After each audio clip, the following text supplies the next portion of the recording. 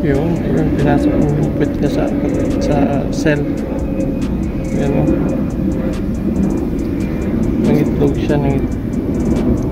Yan. Aalisin niya na. Aalisin niya yung katawan niya.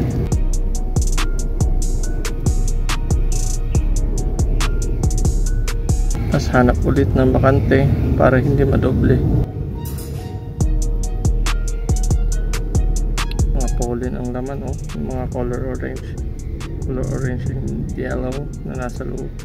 So maghahanap siya ng bakante na iitlogan niya. Chinek niya.